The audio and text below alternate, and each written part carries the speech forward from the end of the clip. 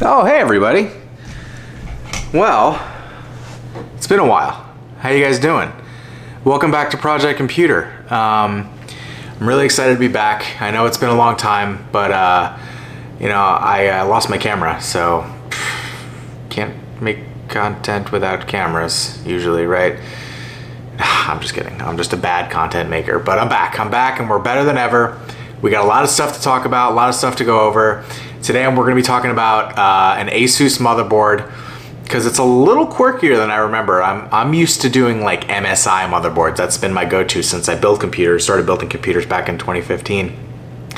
And very used to their BIOS and their way of doing things, but this threw me for a loop. So we're gonna go ahead and talk about it. It was actually in a bundle at Micro Center. It's in this right here. It's all black. It's got a little RGB on the right. I don't know if you could tell. But yeah, they had a bundle at Micro Center going. It was actually a really good bundle. If they still have it, you should definitely check it out. It's DDR5 RAM, 64 gigs, so you get 2 sticks for dual channel RAM. You get the motherboard, obviously, and you get Ryzen 9 7900X for like $550. So if they still have that, you should definitely go and check that out. But without further ado, let's go ahead and get into the video. There's some weird things that I wanted to tell you about, and I hadn't seen anybody really talk about it because it took me too long to figure out how to do it myself because there was nobody that made a video about it. So let's try to make a video about it today. All right, so let's start by taking a look at the Micro Center ad for the bundle that I was telling you about. You get the AMD Ryzen 9 7900X CPU, which is a 12-core, 24-thread CPU. You get the Asus B650E-F Republic of Gamers Strix Gaming Wi-Fi Edition motherboard. You also get the G-Skill brand Flare series 64 gigs of DDR5 6000 RAM. It's a sick deal. I mean, if you're in the market for, I'm not plugging Micro Center, obviously not sponsored or anything like that, but if you're in the market for a bundle or you just been thinking about upgrading, this is perfect. It's such a good deal. It's such good value for the money that you're spending, and it's such a future-proof system that you're not going to need, to have to redo any of this stuff in the near future. So yeah, go take a look at it if you live near a Micro Center. I know we all don't live near one, unfortunately. I think we should petition to have Micro Center in every state, but that's just me.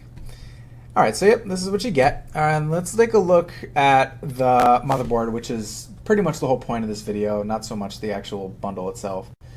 So here's what it looks like. Right now it's in my computer. So you got the CPU socket, and then you got the RAM slots. And then it does have a little bit of RGB here if that's your thing. It is my thing, so I was definitely pleasantly surprised by that. It has 3 NVMe M.2 slots right here, and they all have the heatsink on it, which is awesome. So you're not worried about your drives getting too hot, which is nice. It has 2 PCIe slots for your graphics card, and then just everything else that comes with a motherboard. But the thing I want to talk about here is, first and foremost, whenever you get any motherboard or anything like that, read the manual. Read the manual, read the manual, read the manual, because as a man, and a stupid man at that, I didn't read the manual, and that was a mistake. It would have saved me hours of troubleshooting. So originally, I made a huge rookie mistake. I put the RAM in slot 1 and slot 3 here, when it clearly states in the manual to put it in 2 and 4. So that was my first mistake. Luckily, this motherboard has the lights to tell you why your computer isn't posting. So it said that there was an issue with the RAM. After reseating it and putting it back in, it worked better. Issue number 2 was I plugged my riser cable for my 4070 Ti into PCIe slot number 1. Now, I got no signal when I did that. And luckily, again, the light for the video output was on. So I knew that there was an issue with the graphics card. So I tried reseating it in the first one, it didn't work, and then I tried putting it in the second one, and luckily it worked. So I was happy. I thought I fixed the problem. Everything was great. It was not. So when I booted up the computer, booted into BIOS, I had noticed that my third M.2 SSD was not seen. It wasn't being registered by the computer. So I went into the computer and I tried to look into it and see if I could create a partition. That didn't work. There was nothing saying that there was anything in the M.2 slot number 3. Again, I looked online. I couldn't find anything. No videos about this. No nothing. And I thought I was at a loss. I thought maybe I got a bad motherboard. I was going to call Micro Center. But I was like, let me look into it a little bit more and see, because that just doesn't make any sense. Like, it's a brand new motherboard. It's a pretty good motherboard. I would say it's like a mid-tier motherboard without breaking the bank for a motherboard, which I think is silly. And then I saw something saying that if you have something plugged into this PCIe slot number 2, it shares bandwidth with this M.2 slot. And I thought that was so weird. I mean, like I said, I'm used to MSI motherboards. I wasn't used to Asus motherboards. So I had never run into anything like this before. I was like, there's no way that you can't have something in the second PCIe slot and something, in the M.2. So there's no way that that's an issue. Lo and behold, I unplugged the first I updated my BIOS.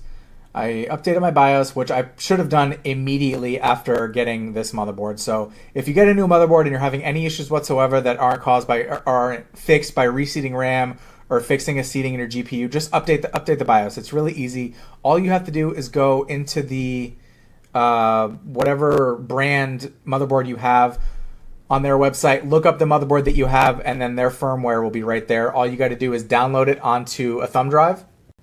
Excuse me. And then you go back into the BIOS, and then you can update it in the BIOS. As soon as I did that, I put the graphics card back into the first PCIe slot right here, and everything worked perfectly. The PCIe slot started working. The M.2 slot was recognized because there was nothing in the PCIe slot number 2. So everything was great. I thought it was... I should have just read the manual. I mean... Even the guy at Micro Center was like, "Oh yeah, just make sure you update your BIOS." And I was like, "Oh, I'll update it when after I'm done." And that was stupid. I should have just done it in the beginning. So don't make the same mistake I did. Definitely update your BIOS as soon as you get the motherboard. And if you do have an Asus motherboard and you're running into any of these similar problems, update it. And I would say don't plug anything into the second PCIe slot if you want to run a third M.2 slot or a third M.2 SSD.